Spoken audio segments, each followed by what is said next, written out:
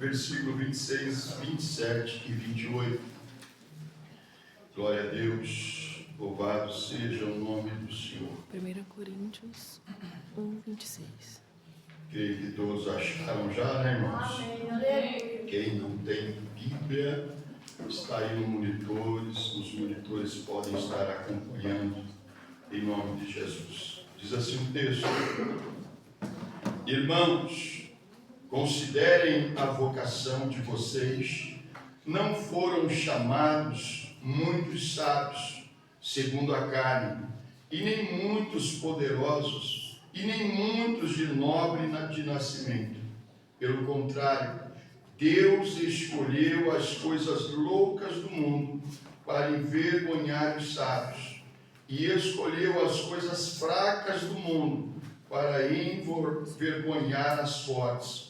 E Deus escolheu as coisas humildes do mundo e as desprezíveis e aquelas que não são, para reduzir a nada as que são, a fim de que ninguém se glorie na presença de Deus. Amém. Amém, igreja? Pode tomar o seu assento em nome de Jesus. Graças a Deus. Irmãos, estamos mediante mais um texto da palavra do Senhor.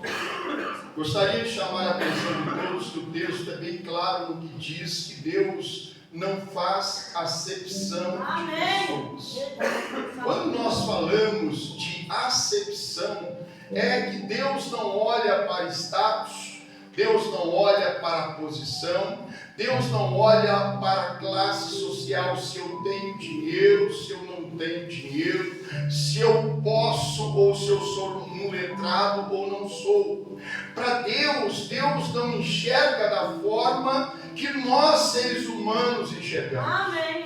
É por isso que quando nós aprendemos e lemos cada texto que a palavra de Deus reflete para a nossa vida, nós temos que entender que o propósito de Deus não é envergonhar ninguém. Escute aqui, igreja.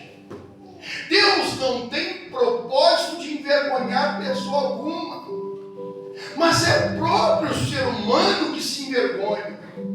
Porque muitas pessoas olham para si e dizem: eu não posso, eu não sou capaz, eu não tenho condições porque eu não tenho estudo. Será que um dia eu poderei ministrar a palavra do Senhor? Será que um dia Deus vai olhar para mim e ver eu lá no fundo da igreja? Será que Deus vai me enxergar? Será que Deus, por acaso, tem olhos para mim? Irmão, escute uma coisa que eu vou dizer. Eu sei que assim como eu, nunca tive o desejo de se tornar pastor. Nunca mesmo. Porque eu queria estar aí como vocês estão, podendo ouvir a palavra de Deus, podendo meditar na palavra, chegar em casa e não ter compromisso mais nenhum com a igreja, somente em ser cristão. Gostaria muito, mas Deus não me chamou para isso. Deus teve um propósito na minha vida. E o importante, irmãos, é entendermos que antigamente eu também achava que eu não tinha capacidade para nada. Que eu também achava, por ser de uma família bem pobre, de pais alcoólatras, eu imaginava que eu era a escória do mundo, porque o mundo dizia para mim o seguinte: vai ser filho de peixe, peixinho é. É por isso que quando o ser humano nos olha com o olhar de ser humano, nós vemos que o ser humano não quer de forma nenhuma, presbítero Júlio, que você chegue a algum lugar. O ser humano não quer que você ultrapasse o limite dele, quer que você sempre fique abaixo dele. Mas só que os olhos do Senhor são diferentes. Aleluia. Os pensamentos do Senhor são diferentes. Então, eu entendo que quando Deus tem um propósito, diácono Jonathan, na nossa vida, não é nós que escolhemos ou traçamos o caminho para nós, mas é Deus quem nos posiciona no caminho que Ele quer. Aleluia, Jesus. Quando nós olhamos para este texto, diz que que Deus pega as coisas loucas do mundo para confundir as sábias. Nós vemos, se nós voltarmos, vou pedir para a Kathleen logo pôr, ainda não. Mas quando nós voltamos para o Velho Testamento, o texto da lei, porque nós sabemos que o Antigo Testamento representa a lei e os profetas, e o Novo Testamento nós representa Jesus, que é o maior profeta de todos, e a graça dele é que nos salvou. E se nós estamos aqui hoje é porque o Jesus nos olhou não como o olhar humano, mas com o olhar espiritual de bondade, e deu por cada um de nós a sua vida e o seu sangue. E ainda mais, morreu por todos, até por quem o crucificou. Meu Deus. Deus eterno. Agora preste atenção, irmãos. Quando o texto diz que Deus pega as coisas loucas do mundo, se você olhar para um pedaço de pau sem vida, já fora da árvore, o que você pensa para ele? Para o fogo. Para quem tem fogão a lenha, vai para o fogo, só serve para isso, não mais nada. Mas se eu te disser que para o homem, o pensamento do homem, evangelista Osaías pensa assim: é um pedaço de pau, não serve para mais nada, vai para o fogo, vai ser virar madeira de fogo e vai queimar. Mas isso é o olhar do homem, operadora Mirna. Mas e para Deus, pastor? Para Deus, irmãos, Deus faz grandes obras com um pedaço de pau sem vida nenhuma. Se nós voltarmos para o texto de Êxodo, Diácono Mateus, nós vamos ver que Moisés, enquanto estava no Egito, escute aqui, igreja, Deus deixou o povo lá? Não, Deus já estava planejando para o povo tirar o povo do Egito, da servidão. Mas só que para isso Deus estava na terra olhando. Antes, Deus precisa lapidar. Escute uma coisa, igreja: Deus, antes de te usar, Deus primeiro vai te lapidar. Aleluia!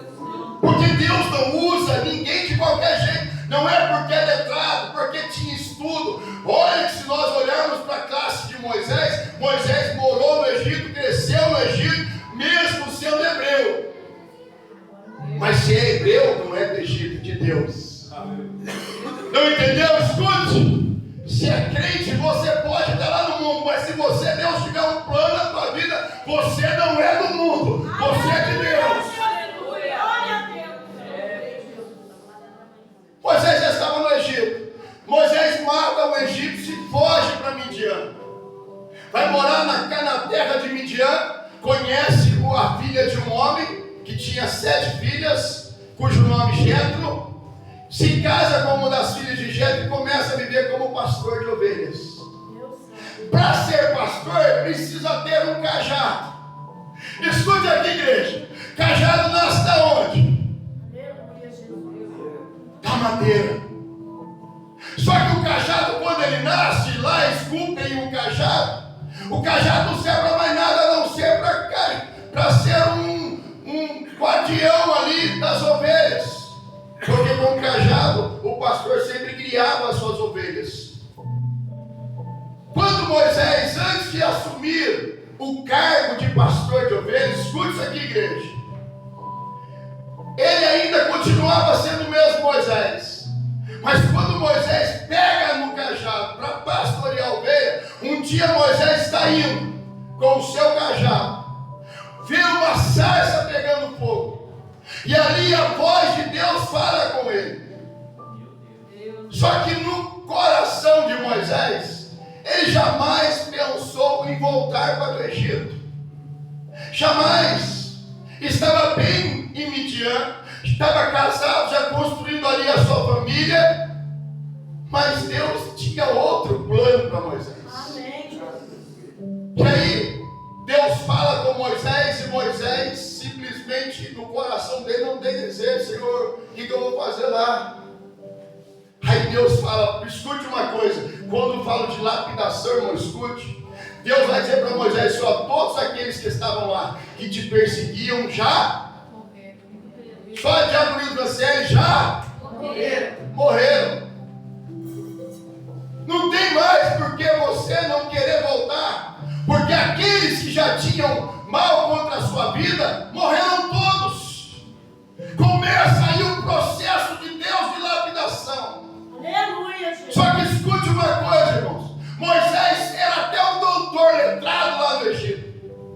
Mas só que Moisés era um homem também natural e medroso.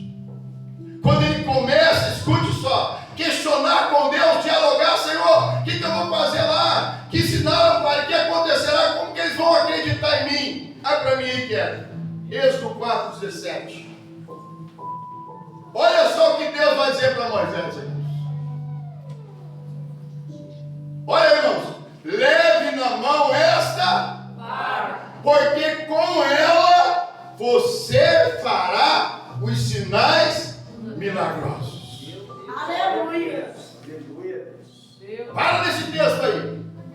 Escute aqui, igreja. Deus está dizendo a Moisés: você está com medo? Mas seu povo, junto com você, representando aí nesta vara que está na sua mão. Imagina comigo uma coisa. Deus não poderia dizer a Moisés, Diácono Jonathan, pode ir, estende a sua mão, que quando você estender a sua mão, milagres acontecerão da sua mão. Deus poderia dizer isso, evangelista João Paulo. Mas por que então Deus vai usar uma vara ou um cajado? O mesmo cajado que ele usava para pastorear é o mesmo cajado que Deus vai usar para libertar o povo do Egito. Está vendo? Para os olhos de Moisés era só uma vara, era só um cajado. Mas Deus pega as coisas loucas deste mundo para confundir as sábias. Amém. Aleluia. Tem gente que às vezes não entende a palavra de Deus, pastor. O que Deus quer falar para mim? Tem hora que você não acredita em você, mas Deus já te deu autoridade, porque o próprio Jesus disse: em meu nome expelirão demônios. Você não tem poder, eu não tenho poder, mas o nome de Jesus tem. O nome de Jesus tem. Nós hoje não precisamos de uma vara, não precisamos de um olho, nós não precisamos de nada que mostre a presença de Deus, porque a presença de Deus, ela não vive mais no olho, ela não vive mais no cajado, mas ela vive dentro de você.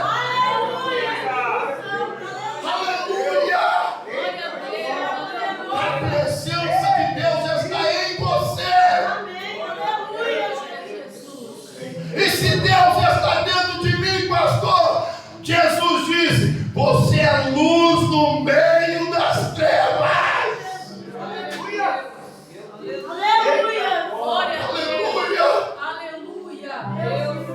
Se Deus está em mim, eu não sou uma pessoa qualquer. Aleluia.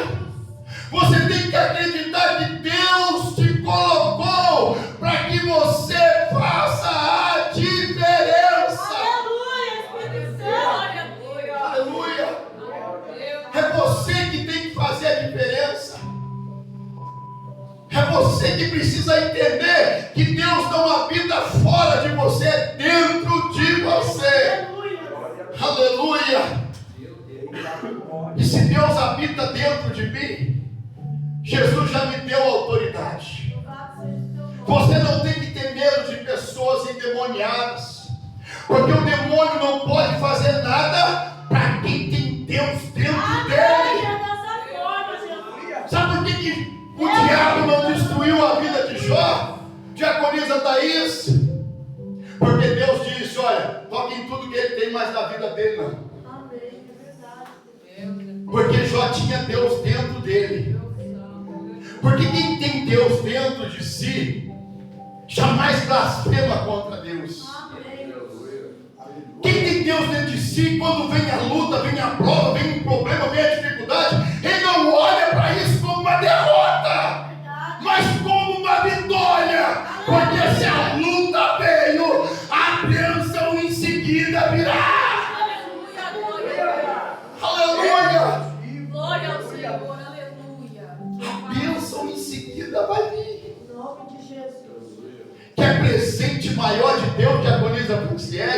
Porque você tem Deus dentro de você, não Amém. existe. É verdade, Deus. Não existe, porque você é protegido em todo o tempo.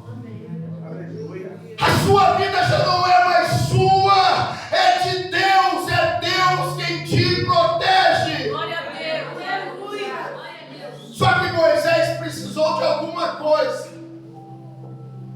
Moisés precisou de uma vara. Quando Deus disse para ele, falou da vara, ele se sentiu um pouco mais seguro. Irmãos, imagina Deus pessoalmente falando com você. Você orando, falando: Senhor, que luta que está vindo aí, Deus me ajuda. Deus fala para você: se acalma. Só não se acalma quem verdadeiramente não acredita em Deus. Porque a palavra de Deus, irmãos, ela é tão rica dentro de nós. Por isso Jesus disse assim: ó, a minha palavra surgirá em você rios de água viva. Aleluia. É água que não acaba mais. É água que você pode, o mundo acabar, a água do mundo, mas a água de Cristo vai sempre jorrar dentro de você. Glória a Deus. Pastor, então nós somos protegidos, não vamos morrer, não, irmãos. Nós vamos ganhar a vida eterna. Ganhar vida eterna. O mundo aqui é bom. Para muitos esse mundo é bom, irmão Juan. Para muitos esse mundo aqui está maravilhoso, está bom. Tenho emprego, tenho casa, tenho carro, tenho família. Está tudo a mil maravilhas, não, irmãos. Tudo que neste mundo tem não é comparado com a glória de Deus que está preparada para os seus santos. Aleluia. Glória a Deus. Não tem nada que se compare ao que está nos esperando. Para que eu vou querer ficar perdendo tempo nesse mundo? Tem gente que tem medo de ficar velho porque acha que ficando velho vai morrer mais rápido. E agora fiquei velho. Está chegando perto da morte. A morte não tem dia e não tem hora. Verdade, Espírito Santo. Por isso que nós, cristãos, temos que estar preparados. Ah, pastor, eu sou muito novo para ir para a igreja ainda. Esse negócio de igreja é coisa de maluco. É por isso que Deus pega as coisas loucas do mundo e para confundir as sábias, confundir as que não são.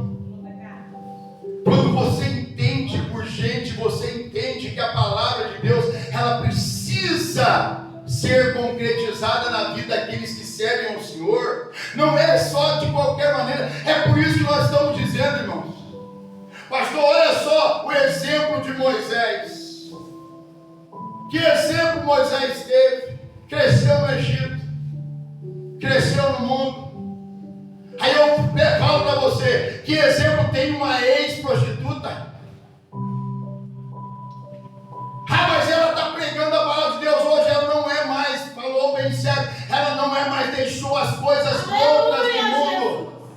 Deus a chamou para fazer a obra. Aquela velha criatura morreu, passou. Nós não podemos ficar apontando mais o dedo para ela, porque quando nós apontamos para ela o nosso dedo, nós estamos apontando o dedo para Deus. Verdade, Espírito Santo. Porque é Deus quem faz a obra. Glória a Deus. Você lê o texto todo, você vai ver que Moisés com esse cajado na mão feriu as águas do mar e as águas se tornaram sangue. Tocou na água do mar vermelho e o mar se abriu. Aleluia. Ou seja, o poder de Deus não estava com Moisés, mas estava no que Moisés estava usando. Uma coisa, escute aqui, igreja, pastor, por quê? Porque quando nós dizemos não para Deus, quem você quer? Ah, eu gostaria de ter alguém que fosse comigo, meu marido.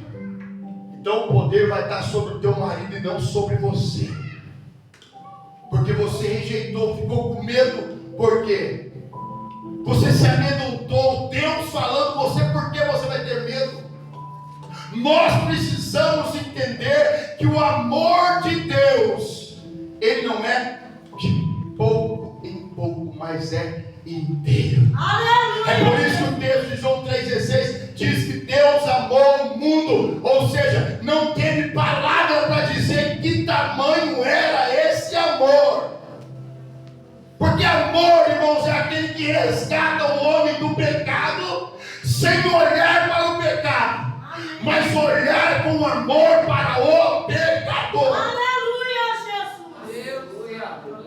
É isso que é amor. Amém. É não olhar para o pecador e acusá-lo, como se aquele pecado nunca mais fosse sair da vida dele. É por isso que o pecado não pode nos dominar. Escute isso, igreja. Esse negócio que eu sou um pecador, que eu sou um miserável, que eu sou não sei o quê, isso é conversa piada. Deus nos chamou para nos tirar do lamaçal do pecado, não para nos mantermos no pecado. Pastor, eu sou falho, eu pego porque às vezes dá vontade de estrangular alguém. Mas não que eu vou viver nesta vida de pecado, continuar na mesma prática mundana, passada, errônea, porque agora eu sou liberto pelo sangue de Jesus. Aleluia, Espírito Santo, é verdade. Para mim ser luz, eu não posso estar sendo comparado com trevas. Então, a partir do momento que eu fico dizendo, eu sou pecador, eu peco, eu estou me comparando com trevas e não com a luz. Porque só quem se compara com as trevas é que vive nas trevas, praticando obra das trevas. É Deus. Quando eu me converti, eu era o pior pecador. Mas quando eu me converti, quando eu entreguei a minha vida para Cristo, eu deixei os piores pecados. Graças a Deus, aleluia. Significa que antes eu bebia, eu fumava, eu praticava coisas erradas, andava com prostitutas. Depois da minha conversão, eu continuo fazendo a mesma coisa, para dizer, não, eu sou pecador.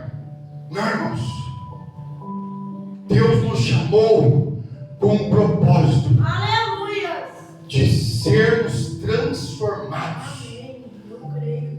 É o que está escrito aqui, ó. Senão a palavra de Deus não tem fundamento. Quantas vezes eu oro a Deus, se a minha vida não transformar, a tua palavra não tem fundamento. Verdade, Espírito Santo. O que adianta para dizer? Conhecereis a verdade e a verdade vos Libertará. Ué? Se não me libertou, então ainda continuo preso. Jesus não te chamou para você ser preso, mas para você ser liberto do pecado e deste mundo pecaminoso. Aleluia. Senão não adianta, irmãos. Que adiantaria? Por isso que o mundo está cheio de igreja para tudo quanto é gosto.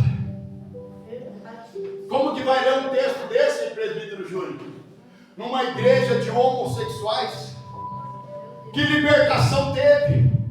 Continua na mesma prática, continua no mesmo pecado, continua fazendo as coisas. Eles sim tem que dizer, nós somos pecadores, todo dia nós pecamos, nós somos isso, nós somos... Aí eles podem ser isso, porque é verdade. Mas nós, que fomos libertos, É Deus. Aleluia. Deus mandou Moisés voltar para o Egito, mas para não Permanecer. Aleluia. no... Meu Aleluia. Deus, Jesus, me ajuda, gente. Amém. Deus mandou Moisés ir para o Egito, mas para não permanecer no Egito. Então, irmãos, se eu vou permanecer na mesma prática, evangelista Osaías, eu fiquei preso no Egito. O Egito me prendeu, o mundo me prendeu. O Egito representa o mundo. O mundo me prendeu. O que adiantou eu no mundo? Você vai para ganhar alma para o mundo e vai permanecer lá, vai ficar lá. Me lembro de um obreiro de uma igreja, não vou falar a placa. Nós éramos visitantes do presídio feminino. Nós fazíamos muita visita em presídios, levamos muito a palavra de Deus em presídios, lugares fechados. Eu conheço os presidiários, e lá dentro eu sei que muitos choram, se esperneiam, batem perna, gritam, desesperados, querendo uma resposta de Deus. Só que toda vez que nós íamos entrar no presídio, nós fazíamos uma corrente de oração, eu e os obreiros, maioria obreiros, e um desses era dirigente de uma igreja. E a gente sempre falava no começo, irmãos, nós estamos dentro do ninho de Satanás. Antes de entrar aí dentro, vai ter coisa aí que o diabo vai tentar nos cegar, vai tentar nos oferecer, para tomem muito cuidado. E nós vimos como as mulheres nos recebiam. Imagine, num presídio só de mulheres, maioria, mulheres traficantes, presas por tráficos ou por ser mula do tráfico, e queriam sair, não queriam viver naquela vida ali. Mas nós sentimos o peso do diabo lá dentro. Por quê? Porque era um prato cheio de Satanás para quem não tem vida com Deus. Aí um desses irmãos, nós fazíamos cada um uma cela. Quando eram mulheres, de vez em quando eles deixavam as mulheres ir para o pátio e fazíamos ali um culto, e as mulheres ficavam de longe. No final todas queriam oração e queriam um abraço. Lógico, eu nunca neguei abraço para ninguém. Não importa se é andarilho, já abracei andarilho cheirando mal. A Franciele sabe disso. Nós fazemos muito isso lá no posto que trabalhamos. Porque uma pessoa que está no mundo separada, a sociedade desclassifica, larga para lá, nós cristãos não podemos fazer isso. Verdade. Um abraço mesmo, um abraço andarilho, está cheirando mal, você prende a respiração e dá um abraço. Porque aquele abraço muda aquela vida. Muda muitas vidas, irmãos. Eu falo que eu me dou com o andarilho. Sabe por que o andarilho não toma banho? Porque o posto não deixa ele tomar banho. Não é porque ele não quer tomar banho, não. Ah, poxa, ela chega lá e fala, puxa vida, eu já cheguei aqui me oferecendo para lavar o banheiro, para capinar o posto, para ver se eles me deixam tomar banho. Eles não me deixam. Eles tratam o andarilho como se fosse a escória da sociedade. Aí quando chega ali, né, aí a gente abraça, aí ele fica meio receoso, mas ele sente-se abraçado. Eu falo para ele, eu estou te abraçando com um abraço de Jesus. Os andarilhos choram, ou andarilhos se desesperam. Vocês precisam de ver como que é lindo esse trabalho, porque nós não desprezamos.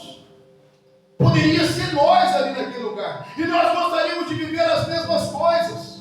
Verdade, Deus. Aí falamos, orando e tal, falamos, gente, vigia que o diabo está querendo assar. E entramos fazendo presídio e fazendo um trabalho lá. E eu vi que um dos obreiros, varão, estava com muita conversinha com uma das presas. Eu chamei o líder do trabalho e falei, olha, melhor você conversar com esse abençoado aí, porque ele é casado e ele está com muito tololó com essa moça. E essa moça, de aparência muito bonita, é prato cheio do diabo, isso não é de Deus. Aí esse irmão foi e conversou comigo, não sei, nada a ver, não sei o que, tal.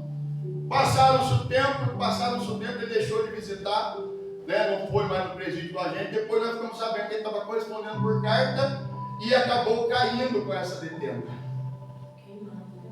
Acabou caindo com ela. Para a igreja foi uma coisa terrível e a gente avisou, não foi por falta de aviso, irmãos. Deus nos coloca em locais, tem horas, que nós precisamos ser cristãos de verdade. Porque se for meia boca, cai. Se for cristão que não tem vida com Deus, cai mesmo, porque não é fácil.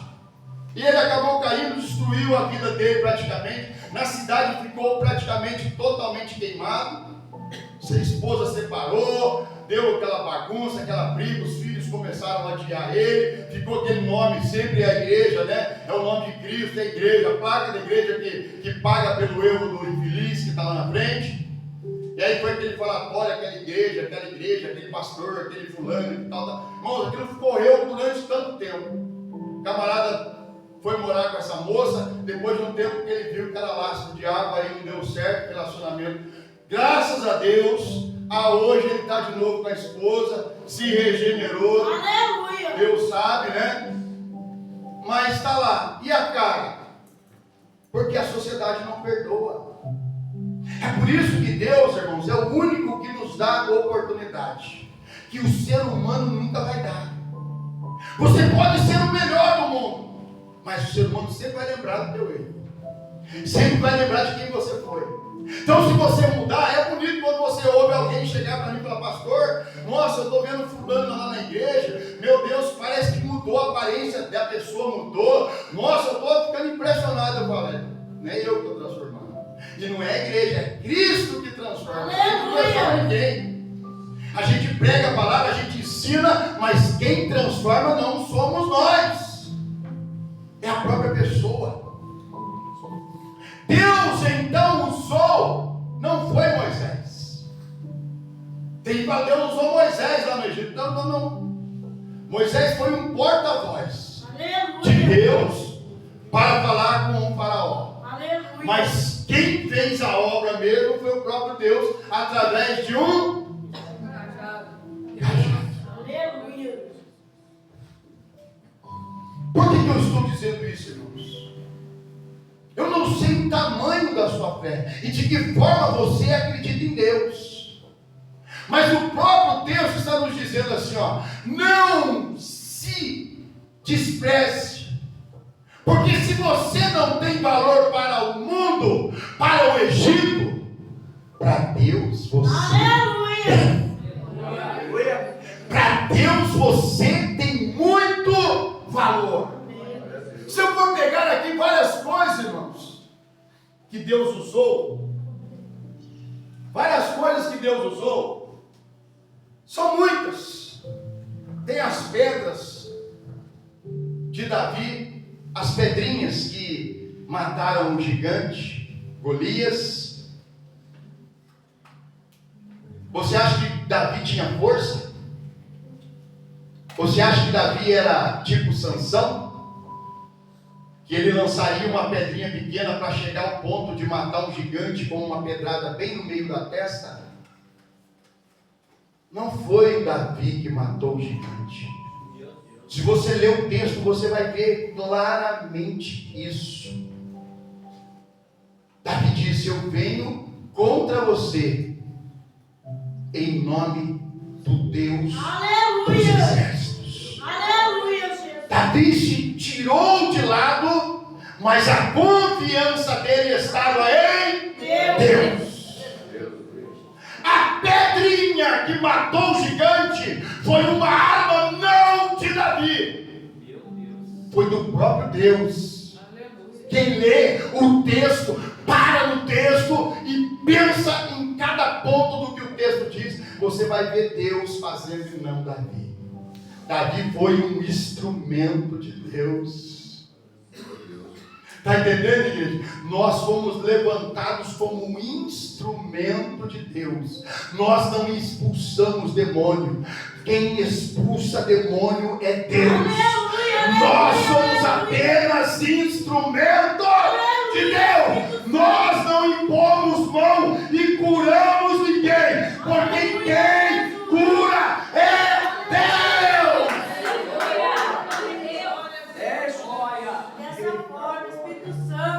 O finalzinho do texto é bem claro quando ele diz: para fim de que ninguém se vanglorie. Eu fiz, eu posso, eu quando ponho acontece, eu não sou ninguém, meu Deus. Verdade, Deus, aleluia. Sou pior do que a vara, sem vida, sem nada. Como eu disse, Deus poderia ter dado poder a Moisés, mas deu poder para a vara. Está aí, igreja, volta o texto. Aí, ó, leve na mão esta vara, porque com ela, se você não acredita em mim, então leva uma vara aí. Vou mostrar para você. Deus é maravilhoso. Deus pega as coisas que você não dá nada. Imagina Davi, diabo John, vou lutar com um gigante, vou pegar a espada não, vou pegar escudo não. andando, ele viu ali 5 pedrinhas. Se ele pensasse com os olhos humanos, quando você olha para uma pedrinha pequenininha, evangelista Osaías, você põe ela na mão, o que você vai fazer com ela? Você levar para casa, sua mulher vai jogar fora. Se você pegar, bom, dá para pôr no meio de cimento aqui, juntar com o outro, mas sozinha, que valor ela tem para você? Nenhum. Mas para Deus, irmãos, Deus pega aquela pedrinha e faz como fez com o gigante. Deus pega aquela pedrinha, que para Davi, quem sabe, olhou assim com os olhos humanos, né? São 5 pedrinhas. Se eu errar uma, eu tenho mais 4. Meu Deus. Agora eu pergunto, igreja: precisou usar as outras 4? Não. Está vendo porque o texto está falando que não foi Davi? Aleluia! Pastor, mas Davi era certeiro. Ele era bom, ele fazia, praticava. Não, irmãos. Se Deus não estivesse com Davi, aquele gigante não seria morto. Escute uma coisa é você com Deus e outra coisa é você sem Deus. Verdade. Vou contar aquela historinha daquela jumentinha. Quem se lembra daquela jumentinha que Jesus manda os discípulos ir lá pegar a jumentinha para ele entrar em Jerusalém? Quem se lembra do texto? Só a Franciele? Ninguém mais se lembra? Eu, Mateus e Pedro. Vai lá, os discípulos pegam a jumentinha e levam, e aí o dono da jumentinha fala: o que vocês estão fazendo com a minha jumentinha? Não, o mestre pediu. Levou a jumentinha, Jesus entra em Jerusalém, o povo todo lá, alegre, feliz, todo mundo jogando, né, os ramos no chão para receber Jesus. Jesus entra como um rei em Jerusalém. Aí acaba, isso aí é uma história, tá, irmãos? Acaba-se toda aquela festa, a jumentinha volta para o seu dono. Aí a jumentinha pega, toda feliz, chega lá e fala para a mãe dela assim: mãe, quando eu entrei lá em Jerusalém com o homem montado nas minhas costas, só preciso ver, todo mundo punha a mão na minha cabeça, passava a mão em mim. Nossa, como que eu fui, nunca fui tão bem tratado como foi esse dia. E o jumentinho ficou feliz da vida, evangelista Osaías.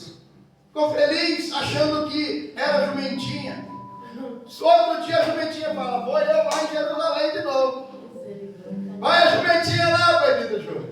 Quando ela entra em Jerusalém, o povo: sai daqui. Que é essa porcaria desse bicho? Prende esse trem. A jumentinha volta para casa chorando, triste, e fala para a mãe dela: ah, mãe, hoje me trataram tão mal, ontem me trataram tão bem, hoje me trataram tão mal, chegaram e me tocaram, me chamaram de tudo quanto é nome, eu tive que sair de lá correndo, senão eles me mataram. Aí a mãe sábia diz para a jumentinha: filha, minha filha, é que ontem você estava com Jesus. Aleluia! Então quem estava sendo exaltado não era você, era Jesus. Você viu agora, você aprendeu que quando Jesus está com você, você é aplaudido, você pode ser insignificante, mas você, todo mundo quer passar a mão em você, mas quando você está sem Jesus, você volta a ser um animal. Jesus. Dessa forma. Com Jesus, somos mais do que vencedores. Amém, igreja? Amém. Eu não vou falar mais porque não tem mais tempo, mas tem um monte de palavra, mas que Deus até aqui nos trouxe, que você guarde no coração esta palavra. Amém. E aprenda que Jesus é quem faz a obra. Amém? Se coloque.